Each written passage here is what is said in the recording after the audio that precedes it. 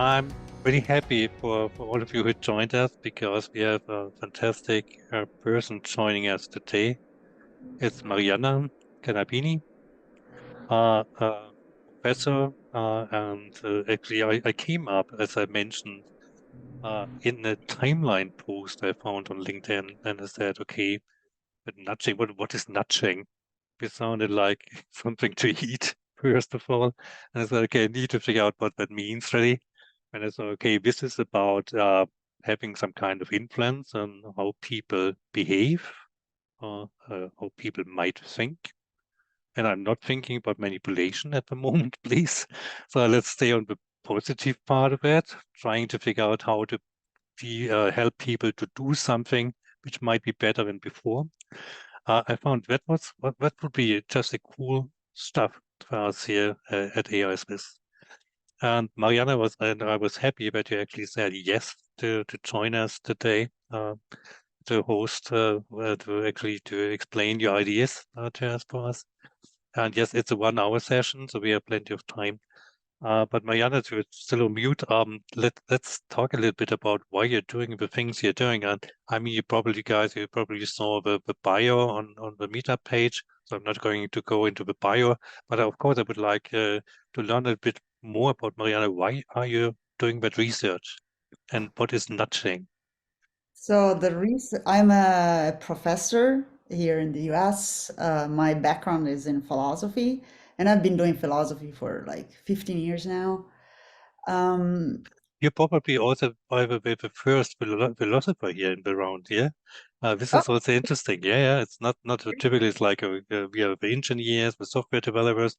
Sometimes we have more people more in the ethic area, but having a philosopher, that's quite a new one. see, and the philosophy I specialized in was and has been, let's put it like that, what's called philosophy of mind, which is sort of more interdisciplinary approach to what does it mean to think, what are thoughts, and so branching out into cognitive science and psychology as well. And so this is how I started then collaborating with a research group at IBM Mhm. US. And the paper and this research is based on the work we've been doing together with the group. And as you'll see, is very much sort of heavily influenced by um, cognitive science and psychology, bringing that into computer science. And so nudging is a psychological term, although it's often used in behavioral economics as well. And it's the idea that you can influence people's choices concerning action, but also thought, in a way that, well, hopefully it's positive. And here the goal is to do something positive, is not to manipulate, as you said. Of course, you can use it also to manipulate. And so nudging is used, as I mentioned, in behavioral economics, but it's also used in public health, for instance, to push people to be more reflective and make better choices concerning their health, what to eat and what kind of things to choose.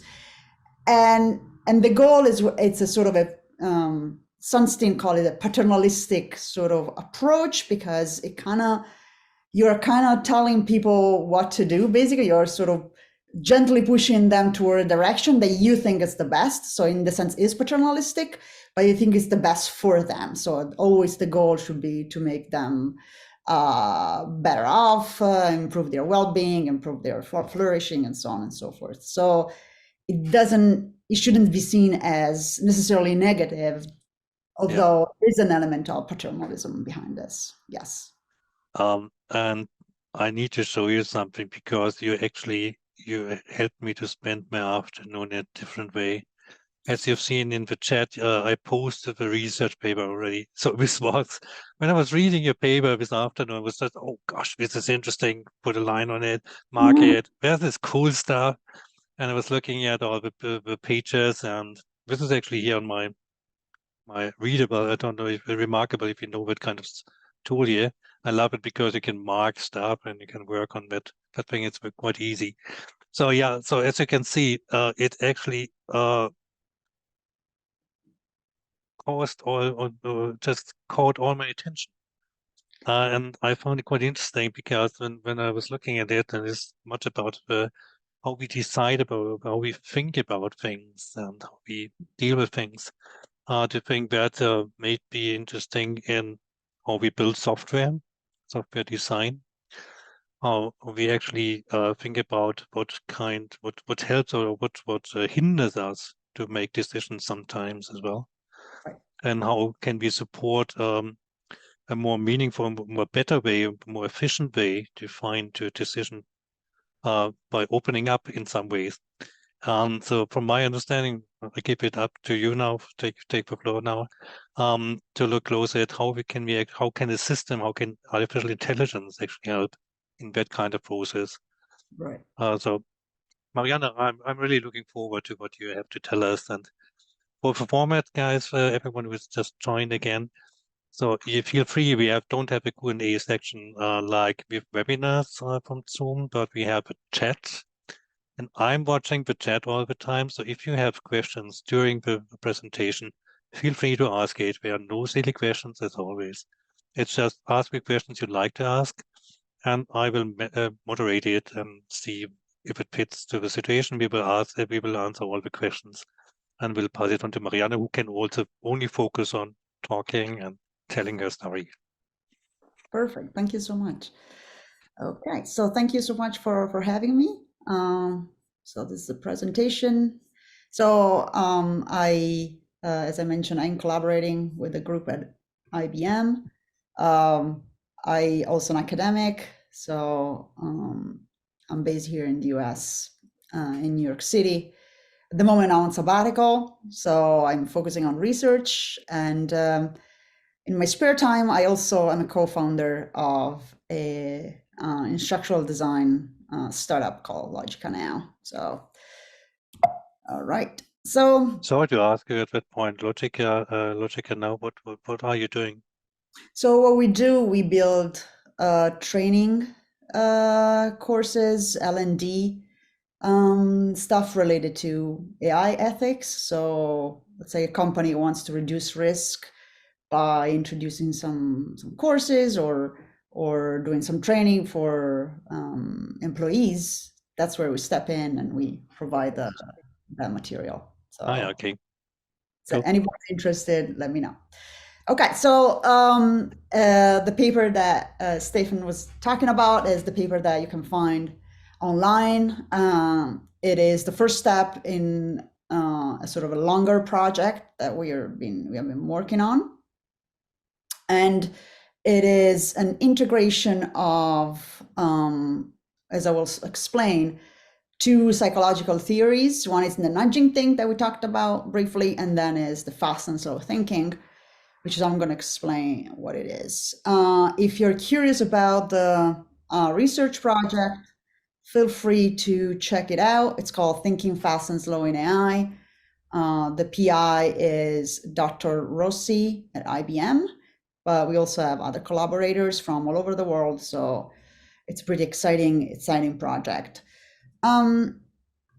So as I mentioned, the project is grounded in sort of psychological theories. The first one where really the project started was the Thinking Fast and Slow, or System 1, System 2 by Daniel Kahneman. So Kahneman is the one who sort of is the psychologist, Nobel Prize winner in economics, actually, but he's a psychologist, is the one who systematized this idea of System 1 and System 2, or fast and slow thinking. So in a nutshell, for those of you who are not familiar with it, the idea is that our thinking processes in the mind/brain are categorized around or grouped around two types of thinking. One is System 1, which is a kind of thinking that is fast, is mostly unconscious, it's automatic, it's involved in everyday decisions. And this type of thinking is evolutionarily old, it's the oldest. So we share it with non-human animals.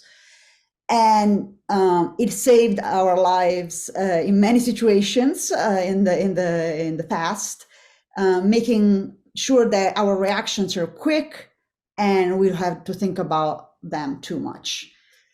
On the other hand, however, Kahneman has emphasized how this type of thinking is error prone. So some of the biases that you hear about, like anchoring bias, for instance, this is something that I'll say more later. These are the kind of biases that are typical of this fast thinking, because they're shortcuts. There are ways in which this fast thinking goes like, okay, I don't have time to think, so I'm going to use these rules of thumb to figure out what to do. But in a complex world like ours, they often come up as wrong answers.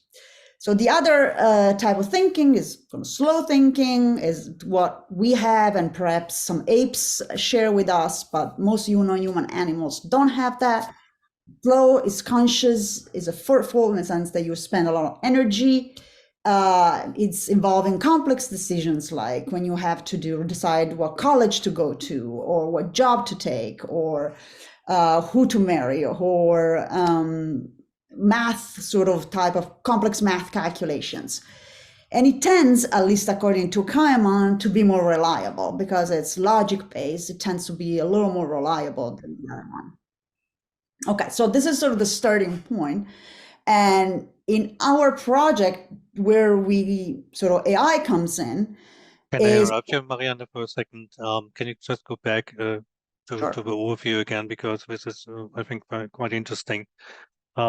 Guys, why I want you, I put that name of it in the chat as well, the ostrich paradox.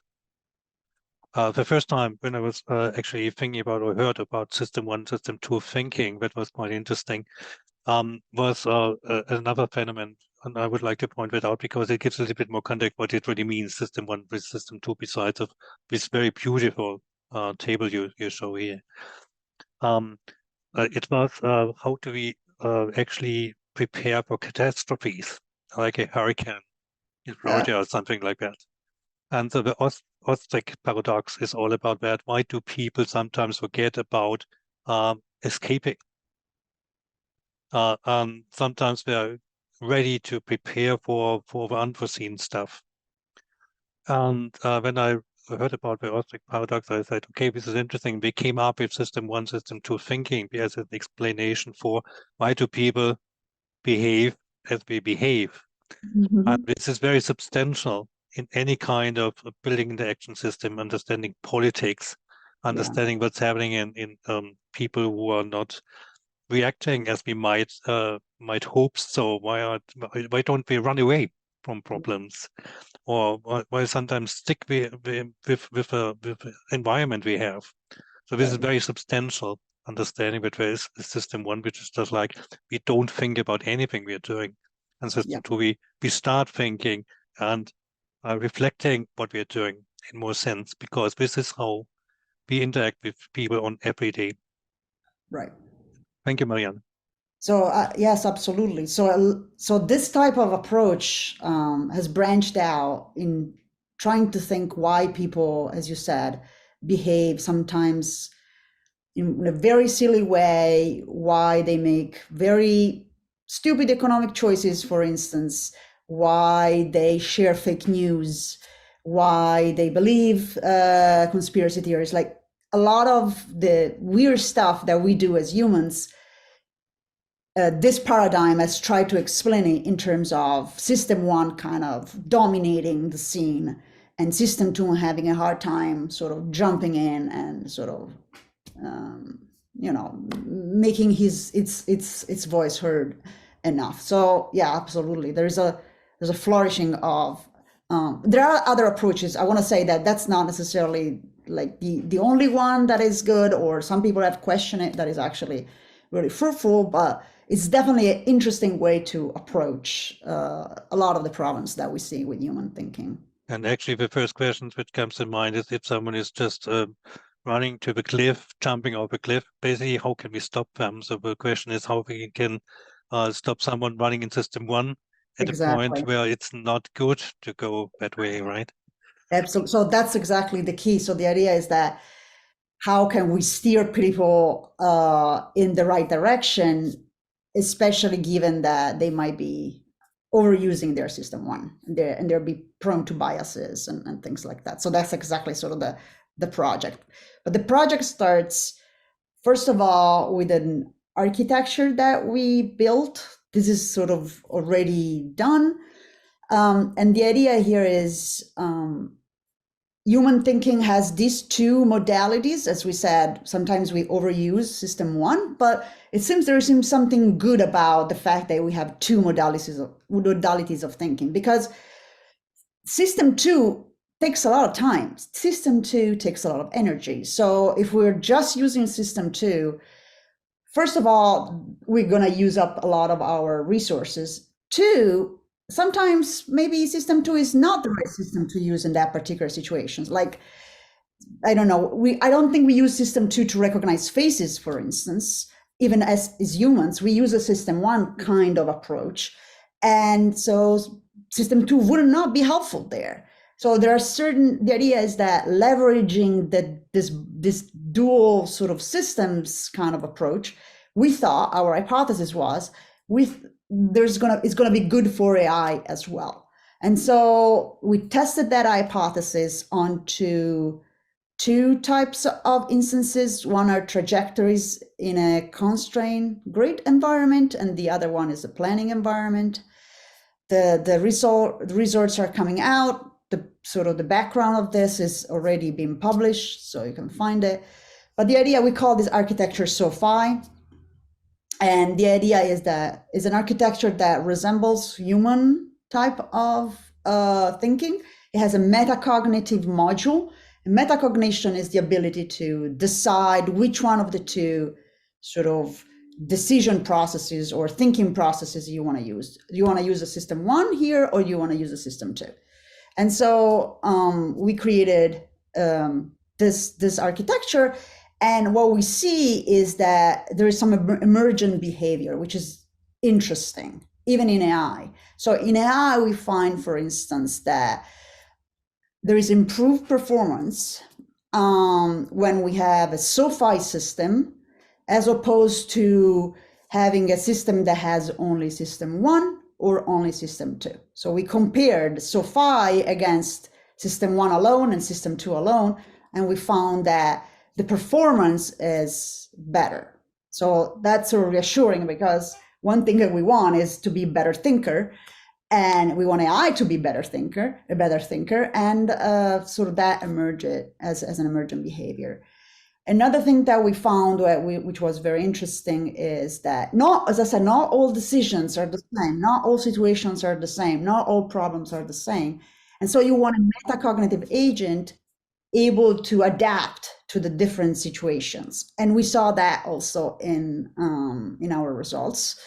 And finally, we saw something that is very specific to human and animal thinking, but in particular to human thinking, which is skill learning. So in psychology, skill learning is the ability to go from a slow type of thinking to a fast type of thinking. So you have a problem, math, right? You're a kid, you have to do 2 + 2. Like, at the beginning, it's going to take your slow thinking, your system two, to solve that problem. But now you're not using system two to do 2 + 2. You do 2 + 2, and that has become a skill in you, and you know that is 4. Okay. So like other things could be like riding your bicycle or playing tennis. They're all things that skills that at the beginning they're slow, but then you acquire that kind of ability, and you go back to a system one kind of modality, and that saves you time and energy and is actually better overall. And we see that with SOFI. So this is sort of for us was a sort of an interesting way to look at how you can leverage psychology into AI, basically. Now, this is in the past. In the future, what we want to do is that take this idea and bring it into a human AI collaboration sort of situation. Okay, so it's like here with SOFI, it's only AI. It's only AI making decisions, and only AI kind of offering suggestions. Now we want to see what is going to happen if we bring AI together with a human in a human AI collaboration, and the psychology is going to be in the background, okay, of all Marianna, this. maybe just one thing again in addition to what you said, if you can go back. So welcome So, everyone who has just joined. You can see Marianna already in action, but we are at a very, very fundamental point of her talk. So for anyone who joined, it's just good time still to come in. Looking at the graphic you show here, I would like to give some ideas of what it really means in real life for a mhm, moment. So sure. if you look at model of self partitions and feedbacks over the it's level one, right? It's a system one thinking in the left corner, right? So, so you get the problem instance, and you No have problem since the first. I don't know if you can see my pointer, but here the yes. first is a fast solver S1. That's the first thing you So see. I'm thinking about some concrete example, like you're in the supermarket, yeah, and so the Swiss chocolate, of course, and if before you go out to the checkout, and you usually have it kind of sweeties all around you, so it's Yeah, not like, oh gosh, yeah, okay, yeah, put it exactly. on the counter and say I pay that. You don't think about it. It's just like yeah, it's immediately a need, and so it's not really a need, but it's like okay, I want it, and Yeah, I buy it, and that's it. So this is the fast line, right? yeah. That's the first. And the Yeah, first part exactly. So when does the slower part step in?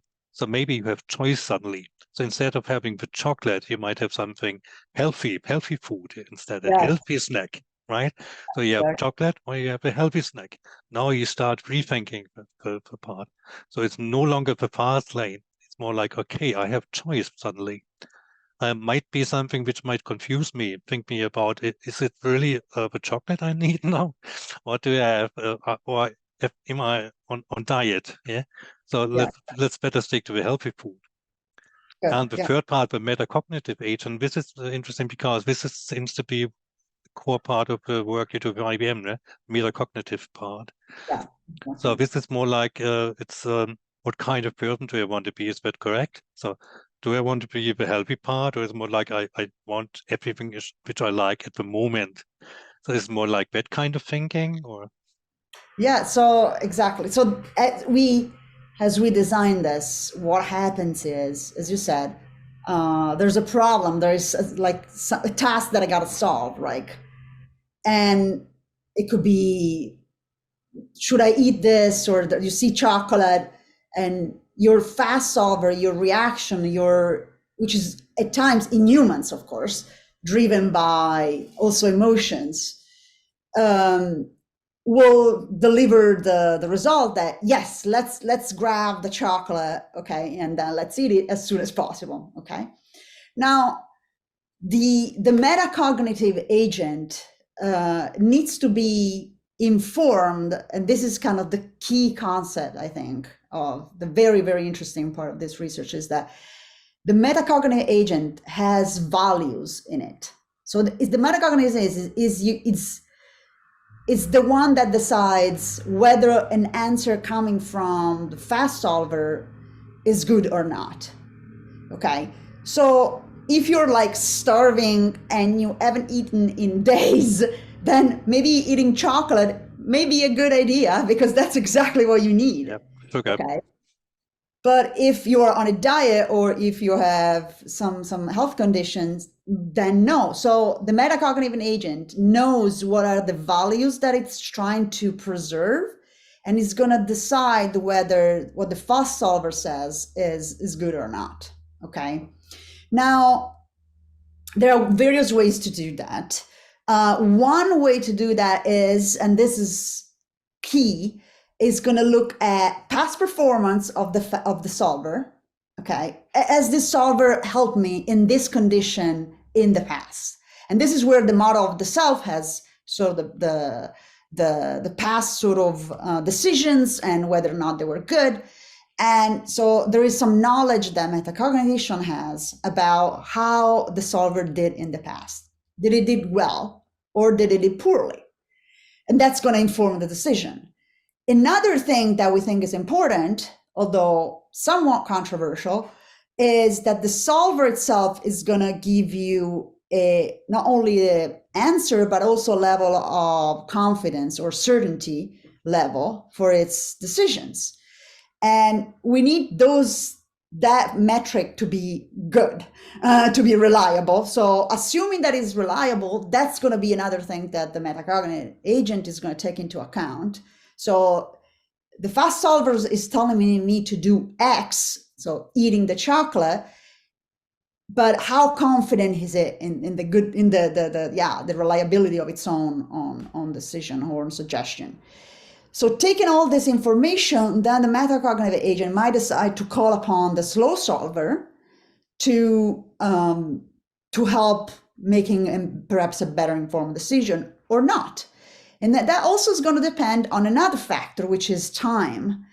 So how much time does the whole system has to solve this decision? So you're in a rush, you're grabbing like stuff at the supermarket, but you have an important, I don't know, call in 30 minutes. You don't have it's going to be lower, like deciding what to eat is going to be lowering your priority, and time is going to be up on your priority. Or in other situations, you might not have resources to run your system too, because in terms of energy. And so you're not going to bother even calling upon system two. So these are all decisions that the metacognitive agent has to make. And then sort of the idea is that the better those decisions are, the better SOFA is going to perform. That's sort of the idea. We have a few questions already, which is good because I think that's a very fundamental part of what you're doing. Peter has asked if looking at S1, S2, how is the decision done between S1 and S2? But I think that was when choice comes in, right? So the choice is actually like a irritation in the automated process. Delivers the first end. So we design in such a way the problem comes in, S1 kicks in automatically. Maybe you have multiple S1s because you have multiple fast solvers running, and so they deliver a choice, one choice or multiple choices. That depends on the complicated sort of structure of the decision-making process. But the idea is that S1 kicks in automatically. Then the metacognitive agent goes through a first check.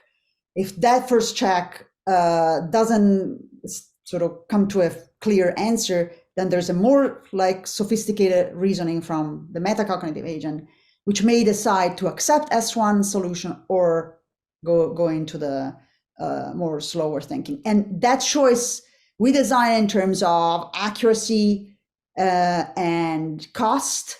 But you can, like in theory, you can introduce all sorts of values like losing weight or I don't know, all that. Like it doesn't prevent you from doing. We just chose the easy ones because we were starting. But it's a value-laden sort of mechanism. That's sort of the key, that it does matter which kind of values you import into your metacognitive agent, because that's going to deliver the results you want. Yeah, and Tim is actually asking how the connection is between what we can see here and the machine learning in the end. So let me rephrase it in other ways. So what we see here is more like observation we can make in real life. Yeah, we can say, okay, I'm as a person, I sometimes decide without thinking. Sometimes I have a decision, I think. So this is two. And sometimes I think about how I make my decisions. Am I capable of doing the things I would like to do or not? So this is the metacognitive part. But you take that as an architecture of how humans behave, a track of how he said the two-track human thinking. So you take that as a kind of, can we reproduce it, or can we build that as a system, a technical system, which uses those components or makes use of those components, right? Yeah. So roughly machine learning is what we think is the fast S1 solver. Those are going to be sort of data-driven sort of architectures. Whereas the slow solver, we're thinking more like a step-by-step, probably symbolic kind of system. That's how we just sort of were thinking about it, but we are not married to that idea. If sort of even in the human mind, and Kahneman is very explicit about this. It's not like there's actual system one and there's an actual system two. They're not like actually two sort of controls, two models or two thinking structures like that.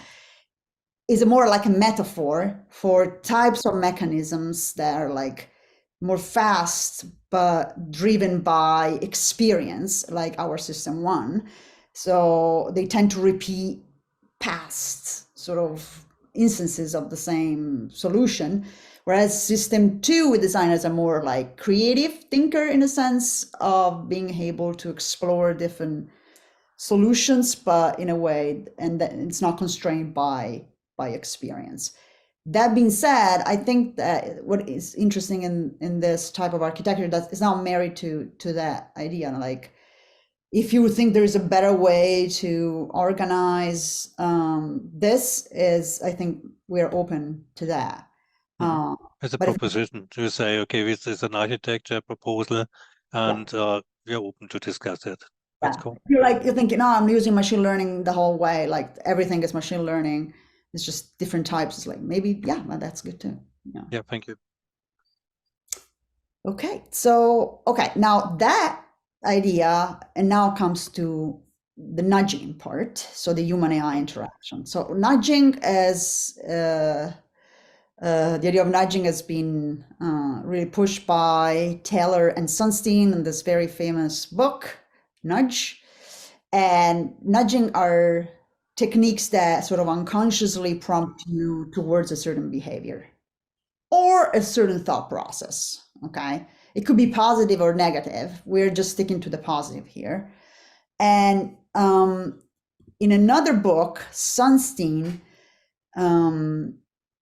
so develops this idea and really connecting to system one and system two, fast and slow nudging. So there's a type of nudging that really pushes you towards a certain type of behavior that we think is going to be good for you, and uses to push you in that direction, uses your fast thinking. We're going to prompt your fast thinking towards a certain type of action. So, for instance, your fast thinking, remember, is biased and is also emotionally laden. He has these rules of thumb to decide what to do. And so on the cigarettes packs, we're going to put images of people with cancer, which is going to have, the idea is that those images are going to have an effect on your emotions. Scared, you're going to be scared, probably, maybe disgusted, and that we're going to prompt you to avoid smoking. That's sort of the idea behind this kind of nudging.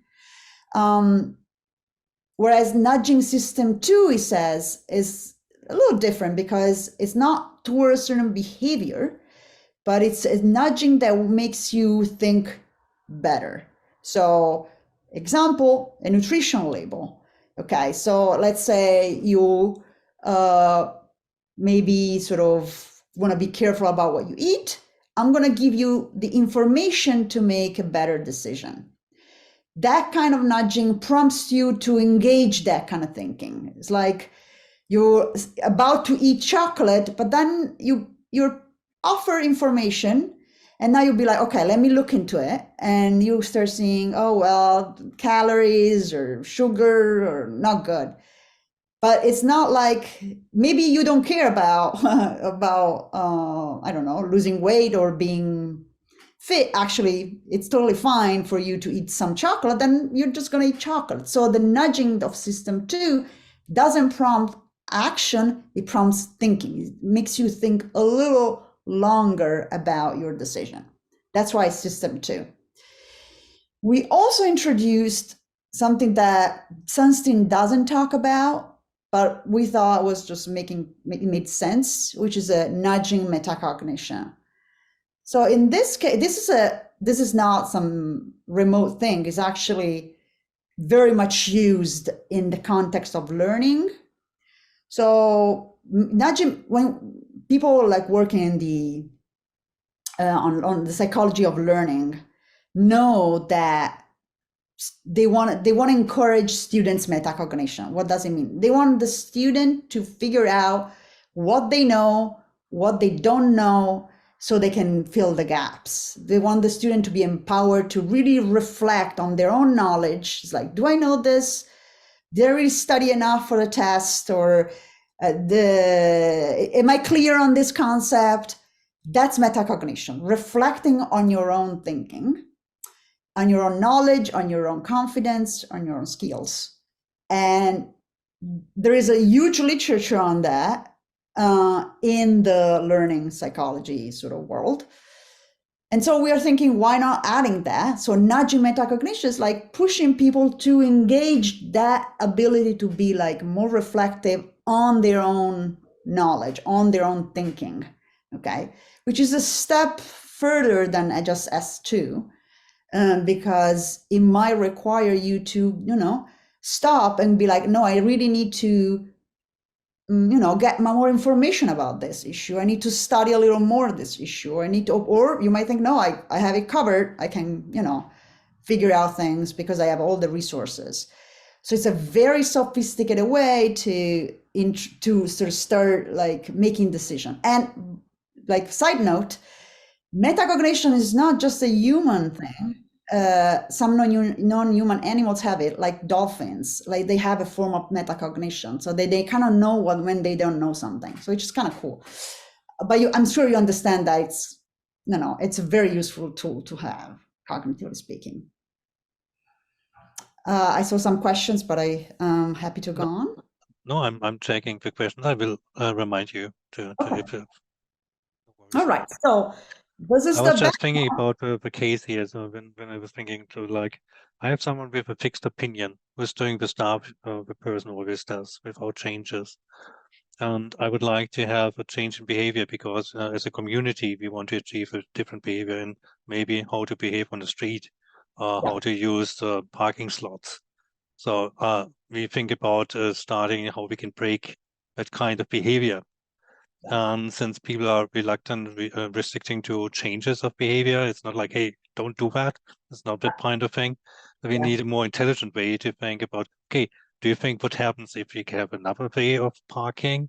What do you think about that? So offering a choice would be level 2. And the metacognitive way would be, can we think about if parking makes sense in our community anymore? Right? Something like that.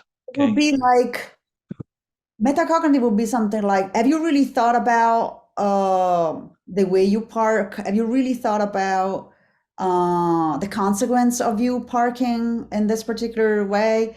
So it's asking about your thinking, not about like, with system 2 is like, have you really thought about I don't know, think like, with system 2 you would think we ask questions like, do you think this is a good way of thinking of parking? What are the best way of parking? And you can start a conversation.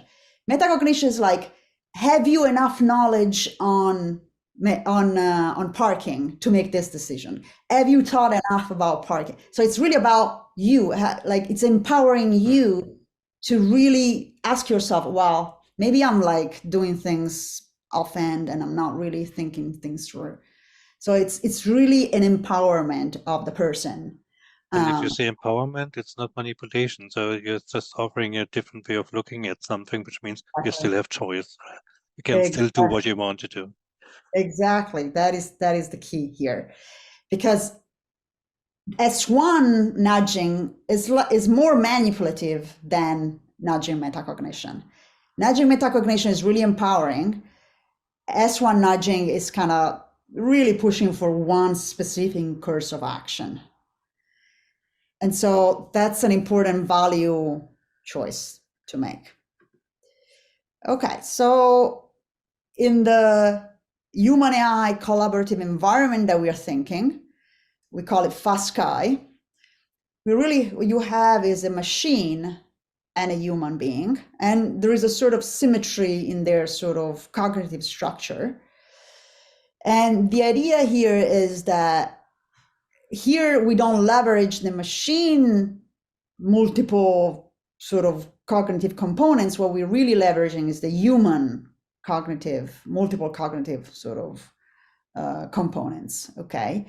And the idea here is that how do we design this environment in such a way that the machine is going to make choices at certain times, and at other times the machine can actually nudge the human to decide toward a certain course of action, or to use metacognition, or to use more reflective thinking. Okay, so what we have, in other words, is if we design 5 modalities of interaction between machines and humans.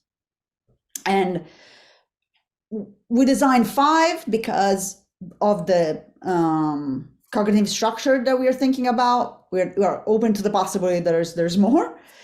And the 5 modalities go from a situation in which the human is out of the loop and the machine makes the decision. So we have a situation in which the machine is going to make the decision.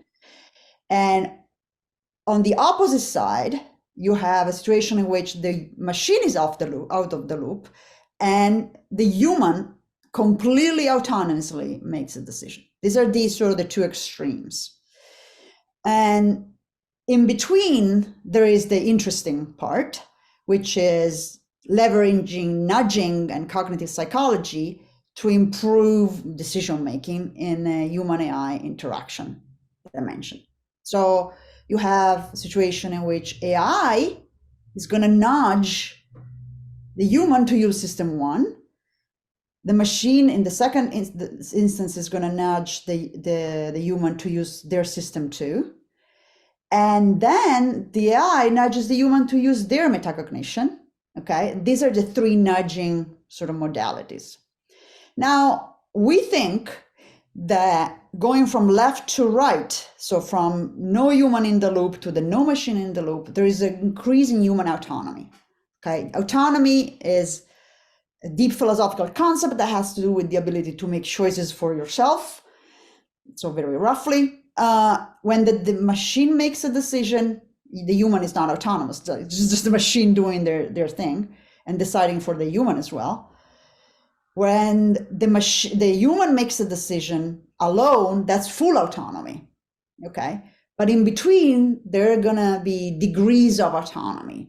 The more metacognition, when you use metacognition, the human is gonna be more autonomous than when is nudged to use their system 1 or their system 2. Okay. However, and that's the other side of the coin, the more autonomy the human has, the more cognitive load it has to go through, of course, right? Because the more you have to think about things for yourself, the more you hopefully sort of using all your cognitive repertoire to think things through. Of course, that might not happen. The human may just make a decision offhand. But what we're seeing, the idea is that in a good environment, in a good decision situation, holding fixed the fact that you have good decisions when the human is alone require more cognitive load. Okay, so that's to explain why we have that. So the 2 parameters. So I want to give you an example of that. In the situation of a tool like Amazon, okay, or another whatever platform that helps you decide what to buy. How can that relationship between the human and the machine take place? So when you can imagine. So let's look at the one on the right. The human makes a decision completely by themselves. When the human makes the decision out completely autonomously, that's the situation we are usually in. The human just doesn't even talk or relate to the AI at all. The human decides what to do.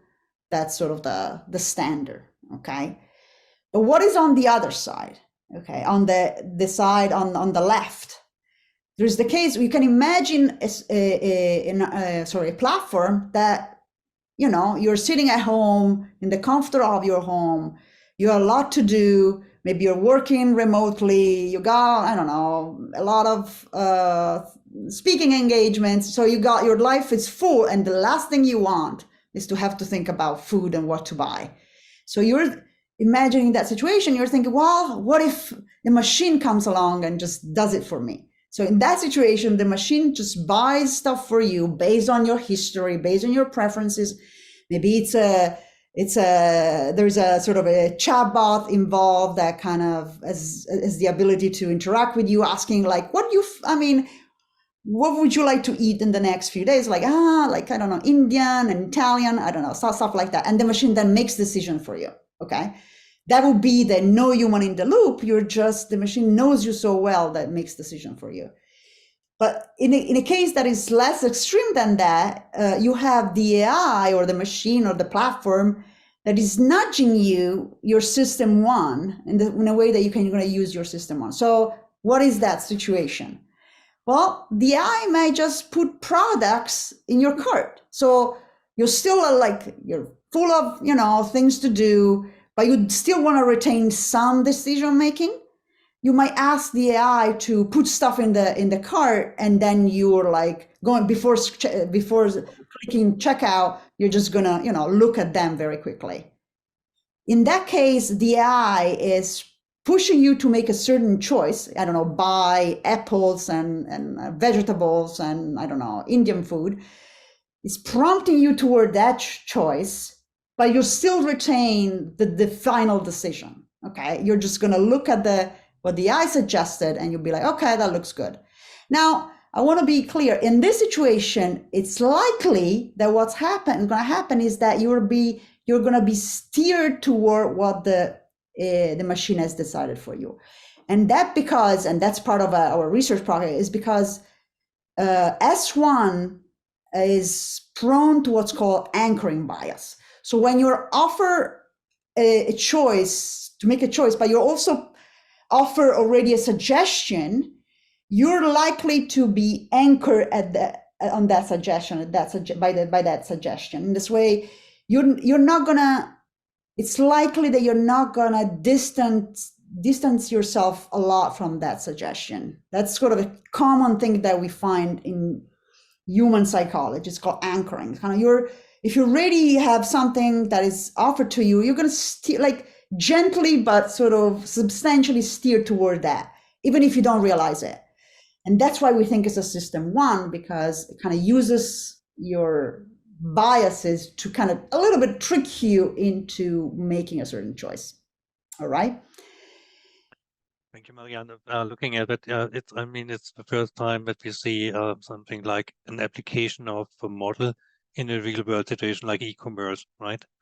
So you'd say, okay, this is the model. Now let's look at how does that affect us, maybe in designing systems or coding something, and what does it mean? Let me just add a few thoughts about, because it's in your paper, and I love that paper because it's really good. And remember, it's in the chat, so there's the link. No human in the loop. So this makes, and please, a question to our participants, ask yourself for a moment. How do you feel if you know where the system is doing all the choices, the decisions for you? Think about that for a second. Sometimes it's quite easy. So sometimes it's we don't even experience it on the smartphone, for example. Something is happening. I don't care. It's just happening. So I'm not very scared about that. AI not just human to use system one. This is an example to give you here. I was working, and in my past, I worked for a tourist organization on the development side, so coding platform and so on. And the ticket system was built that way that when you purchase a kind of holiday weekend somewhere, you get a little checkbox which says, please close the insurance in case you happen not to go there. Yeah, this is maybe something where I can say that might be AI, not just human to use system one, because it's checked. We go out. I don't think about it. It's happening. Yeah. This part of thing. Good. Yeah, that's a great example. And also kind of uses emotions, makes you think about, oh my God, what if something happens? You're prompted to have that image in mind, which is associated to fear. And that is a system one type of thinking that goes like, okay, let me just, click this and so I don't have to think about it. Because what we hate is for something to happen and then you don't have insurance and you're going to start being like, oh my God, I made the wrong choice. You start sort of questioning. So you don't want that. And so you're willing to spend that little extra money. But I agree that that's a system one kind of nudges. Yes. Yeah. And there are a lot of this kind of nudges. And so And if you bought not this, buying good. this might be even system two then, okay? So it might be interesting. You need that maybe for your next journey, because if you go there, you might need some new packet, rucksack in English. I don't know what rucksack in English means. Something you to a bag to wear on the mountain. Backpack. So backpack. Thank you. Yeah. So this is interesting because there's also kind of people in fear of AI doing something out of control. So there's if you think about how do we code that? Yeah, how we put that into coding at some point. What kind of message do we need to explain to display here? What kind of do we offer someone taking the steps through an e-commerce system in this case? So it's much about how do we scare people of having a system doing it all for you, or leaving some way of, hey, here's some choice which you can actually say, yes, I want to go there. So Exactly. this, I think, why this system is pretty interesting for any kind of system design. Yeah. So again, you got these platforms, for instance, that you go e-commerce, you go and choose a product. So that will, I'm going to give you an example of a system two nudge. So you get there, you choose it, you go like, oh, I want to buy, I don't know, headphones. And you type and you look at them. It's like, okay, I'm going to choose these headphones. And then the system prompts you and goes like, yeah, but what about these other type of headphones? And you go, oh, in effect, like this also sound good. And you start thinking about, okay, the first one is cheaper, but the second one is more reliable. And you start having like those things that you see, like you compare like features like reliability, I don't know, cost, and then you may look at the ratings and you start using your system to really find what the better solution is. So the fact that you made a choice and then the machine gives you a suggestion, that is a more system two, because it doesn't use anchoring and is like it pushes you to look at the various features and make an informed decision.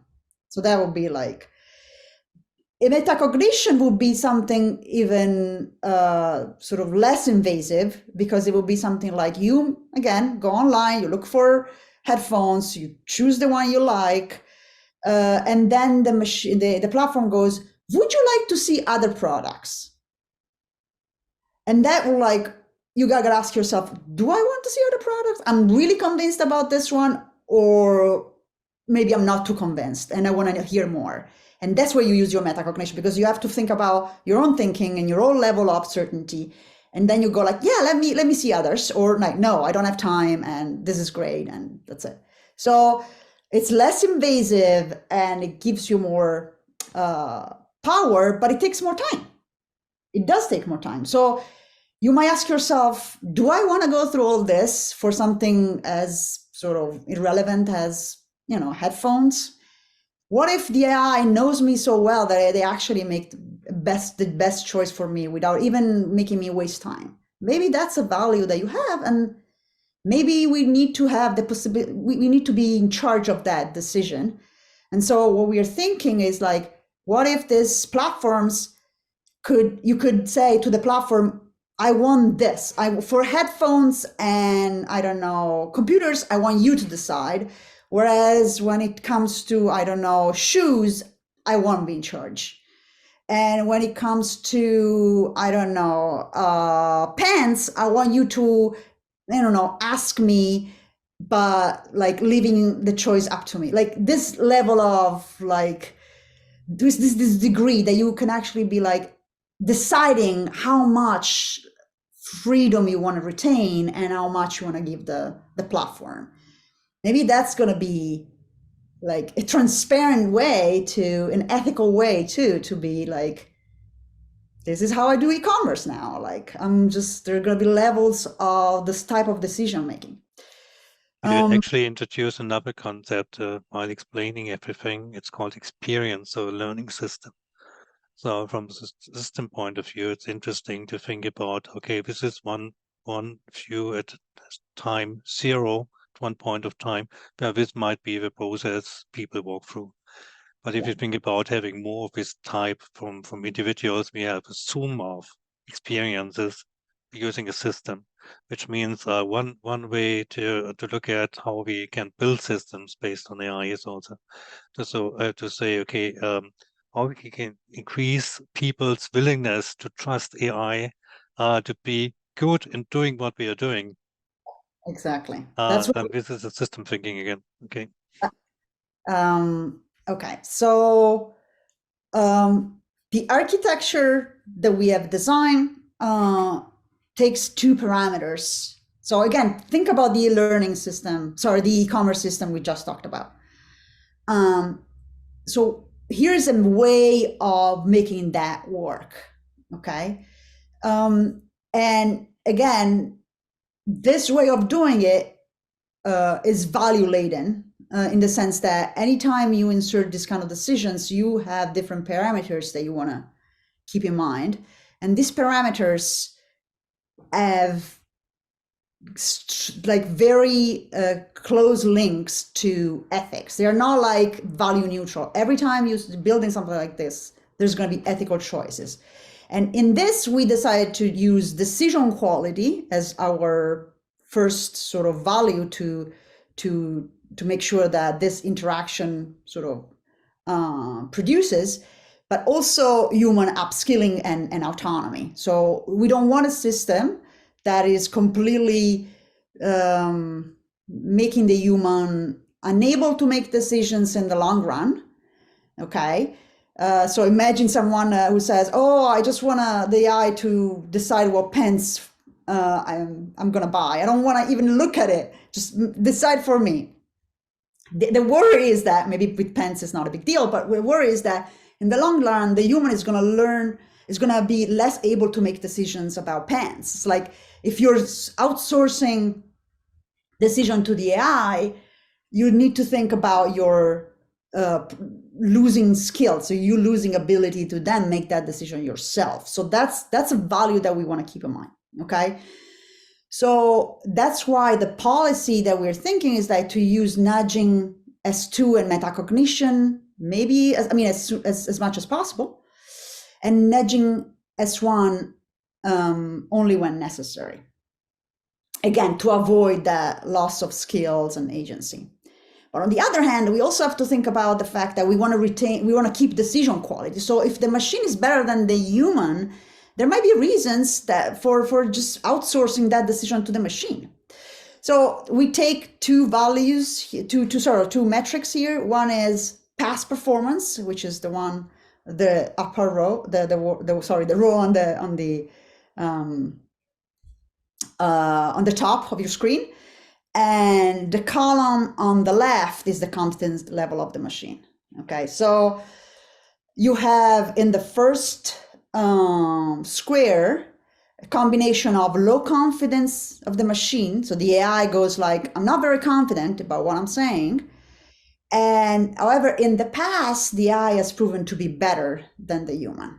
Okay, so here we think it makes sense, but again, open to be questioned there, to make sense for the human to be nudged to use their system too, because the AI is not very confident, but the AI has been better, more reliable than the human in the past. So it doesn't make sense to give the human the choice completely autonomously. In contrast, if you see the box on the right, in which the AI level of confidence is low, but the past performance of the machine is less than the performance of the human, then it makes sense to just let the human decide for themselves without the machine. Because it's like, why would you use a machine that is not confident? It's actually worse than the human. Okay. The opposite situation is the row at the bottom, which has the AI being confident about the solution it's proposing and having better performance in the past than the human. Then it might make sense It might make sense depending on the risks involved and all that. It might make sense for the AI to decide without a human in the loop. Again, it depends on the situation. If you're talking about pens, I think maybe that could be a straightforward, okay answer. If you're talking about healthcare, if you're talking about other issues like war, maybe that's not the best way to go, to have the human completely out of the loop. But sort of, as I said, that like these are two type of metrics that we are using. You might use others.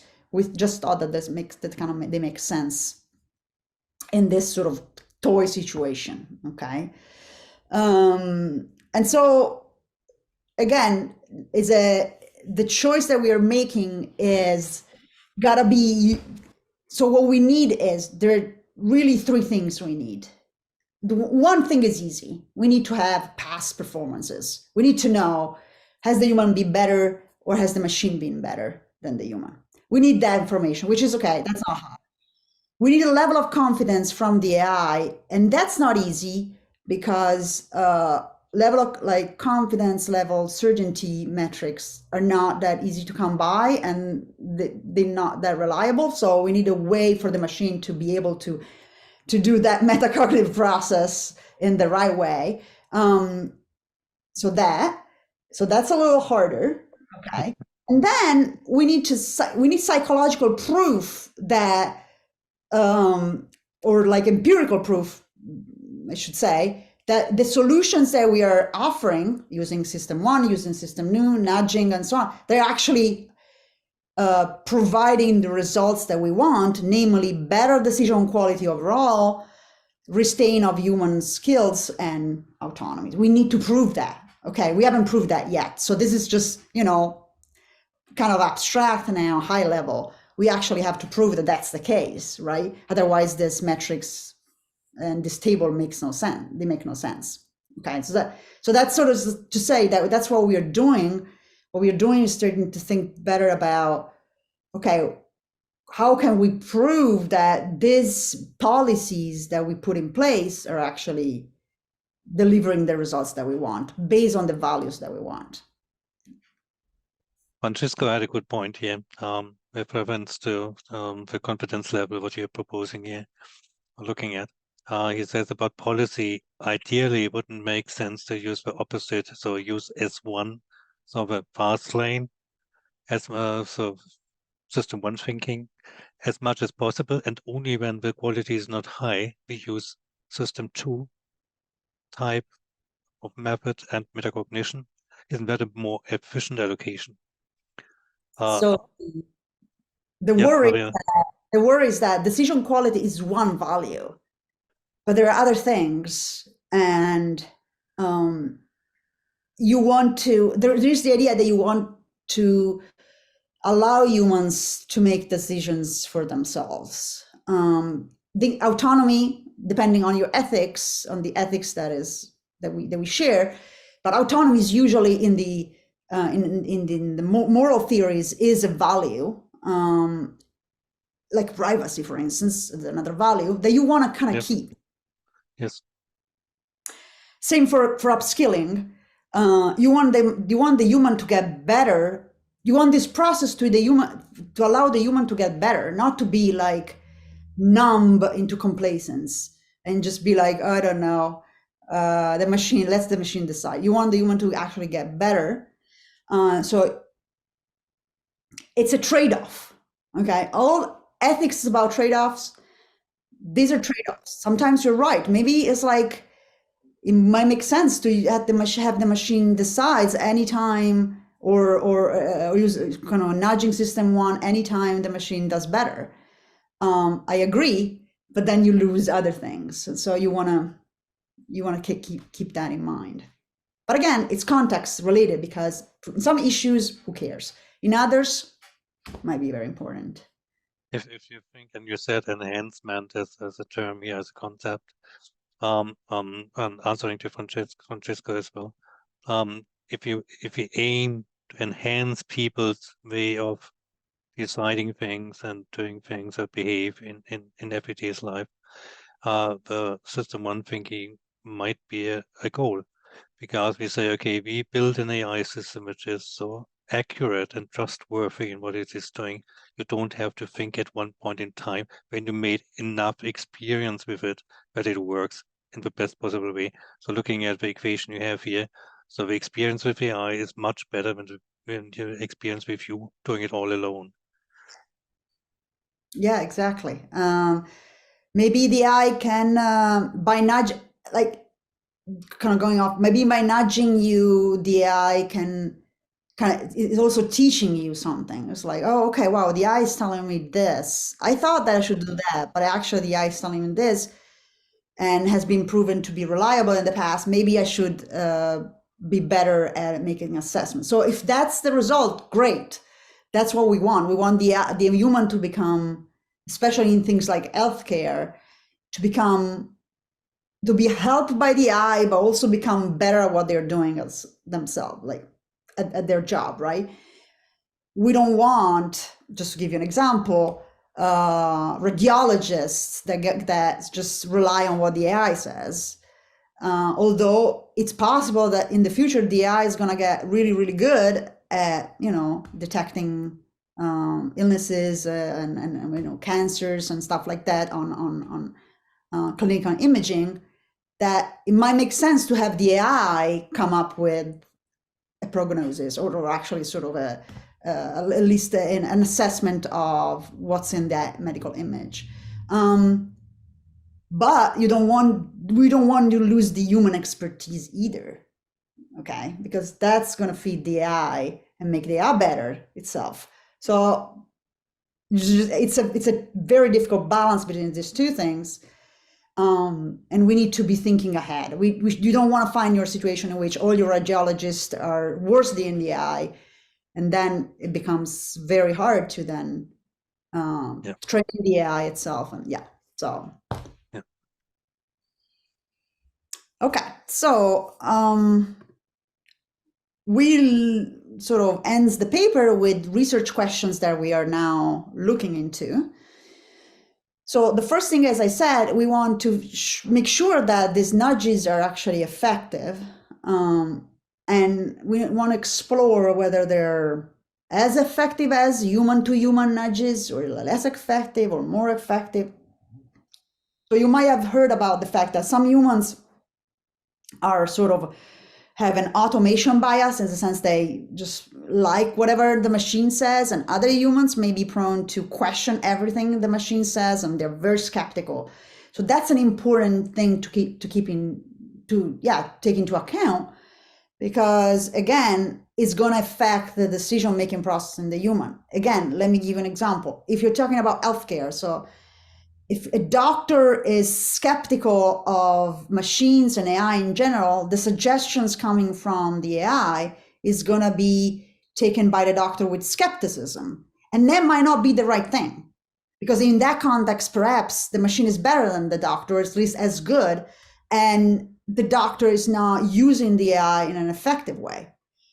Other situation, if the doctor over relies on the machine, that might also be a bad thing, because now actually the case that the doctor is looking at, it's out of distribution and it's just kind of a weird case, and the machine is not trained on it, and the machine is actually not reliable. You want the doctor to be like, hold on a sec, I shouldn't trust the machine in this situation. I want to, think about this more carefully. So human bias towards machines is going to have a role in that interaction. So we're testing a lot of this question. We're testing how much humans trust being nudged by machines. We are testing about in what situation they like to be nudged by machines, like e-commerce versus financial decisions versus healthcare decisions. They're all different. And humans are not like necessarily kind of univocal or constant when it comes to accepting nudging from AI. And then we're gonna want to look at, again, is this decision-making process that we're envisioning leading to the results that we want? Is human agency preserved?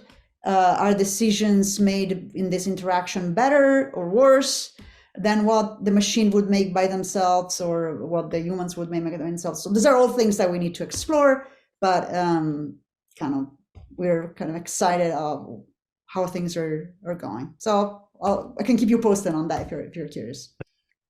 Marianna, I tricked you into talking longer when you probably planned to talk in some ways. Maybe because I think it's a good point, even because you have the research questions. We saw the basic ideas behind the concept. To have some closing remarks so that you can do what you probably plan to do on this day as well. But I have a question from Tim, which I would like to ask, because to clarify again, what might be the difference between an AI nudge and AI question and answer machine? So this is not about question answering, right? This is more a nudge is intentional. I want to do something with a purpose to reach something in the end, which is not question and answer. It's just answering something. How would you describe the difference? So let me go back to maybe this example. So the idea of a nudge is a way, a technique to structure a decision-making environment. That's how it's sort of defined broadly. And there are nudges that are human to human nudges, and in our particular case, these are AI to human nudges. Yes. The idea is that here the AI is the endpoint is a decision. Either the AI makes the decision or the human makes the decision. And in most cases, in our sort of design here, is the human making the decision. So the AI is going to influence, but the influence that the AI puts forward is an influence that is unconscious. So the way I'm going to influence you is something that you don't necessarily recognize. So I'm not, there is no like necessarily interaction here. It's more like the AI is going to structure my decision-making process in a way that is going to foster either my system 2, my system 1, or my metacognition unconsciously. Okay. And when it's system 1, the AI is just going to offer me a solution right away. So I'm not talking to the AI at all. It's like the AI, there's a problem. The AI comes with a solution, and then I have to make a decision.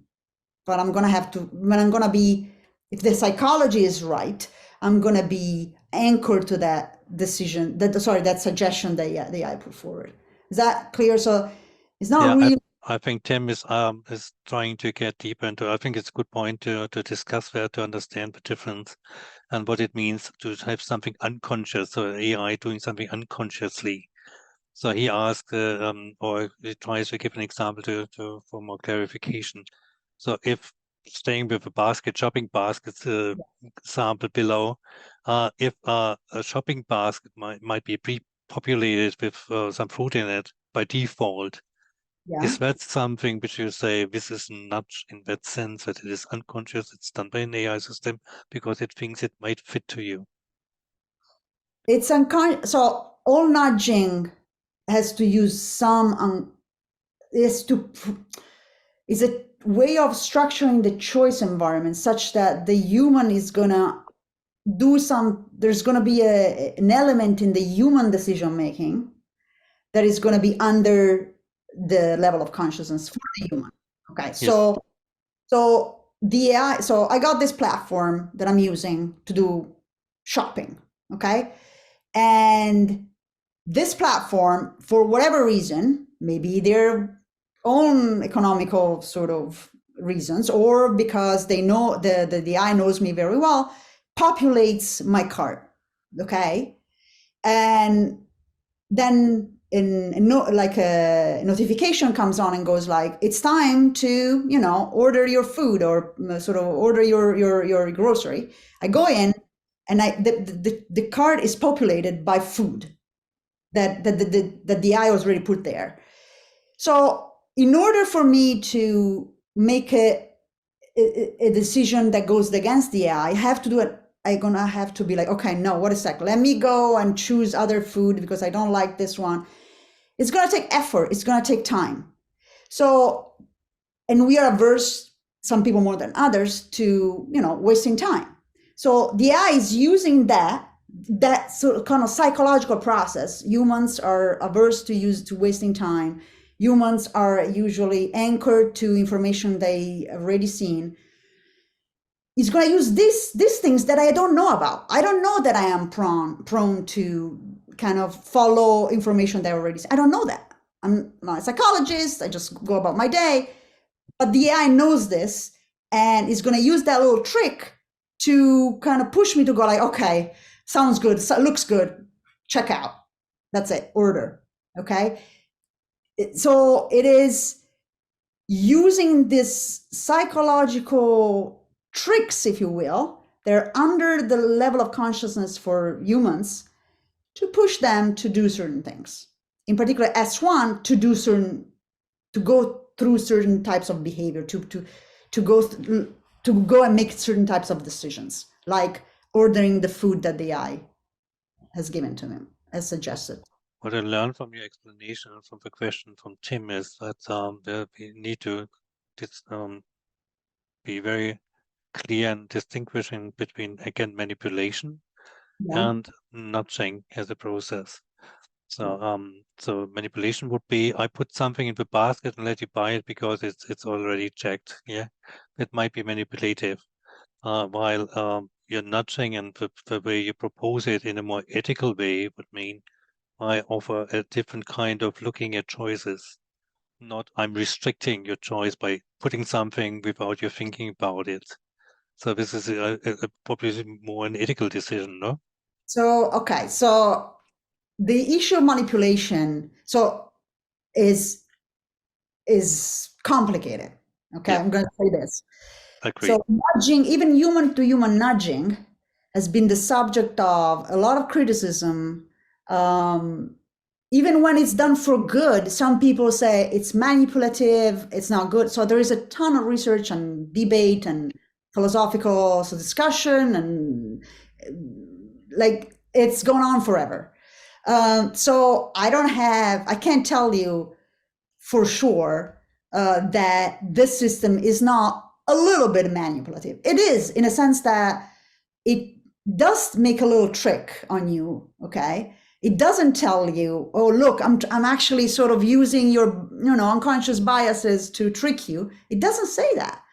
Yeah, Although, so there, and I mean, there is a ton of research on this, on yeah, whether this is ethical or not. I can't go into that here, no, but if you decided that you were okay with this a little bit of manipulation because you thought it was the right thing for you overall, maybe there's nothing ethically wrong about this. I mean, honestly, the cancer pictures on the cigarette packs, there is manipulation. That's a form of manipulation too. I think it's good. I think it should be done. It's ethical because all things considered, it's the right thing to do. Although there might be also something a little shady about it. So ethics is a very complicated thing. That's why we need philosophers doing ethics, because that's what philosophers have been doing for a while, like centuries. And yeah, but so far in this context, I think this is still ethically okay if it's disclosed, if it's something that humans have chosen.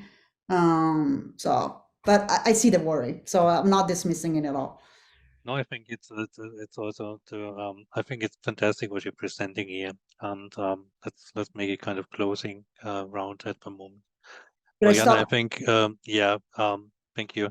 Thanks also for anyone who just kept here. I saw some worries, things like, oh, I have to put my kids into bed. Sorry, it was fantastic. I think the feedback is very good. Marianna, I think what I liked about the way how you're trying to make sense of that concept is what I also was thinking about. We are living in a times with a lot of changes. So it's really transformative in many ways because it's energy. I can talk about the German market here. So like energy is changing, so price is going up, inflation, whatever. So there's a lot of things happening on the job side, whatever.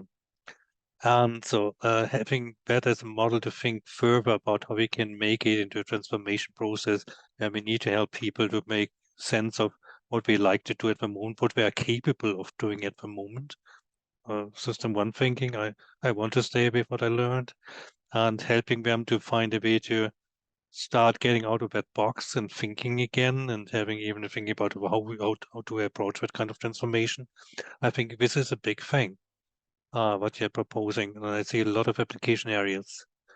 What I would say is I'm would be definitely happy to continue our conversation at a later point. And I also like that it's research, so you're open for input. And I think anyone who joined today who has some ideas can, of course, send it to you on Twitter, on LinkedIn. So people, LinkedIn is, yeah. so you get, everyone can get in touch with you. And I see a lot of thank yous here. So, okay, Thank you so much. Marianna, thanks a lot. This was really fun. Thank you. Was excellent. I really Okay, cool. Have a nice day, then, and everyone who joined us, have a nice morning, afternoon, late evening, whatever time it is on your side. Have a good time and stay safe, please. Bye bye.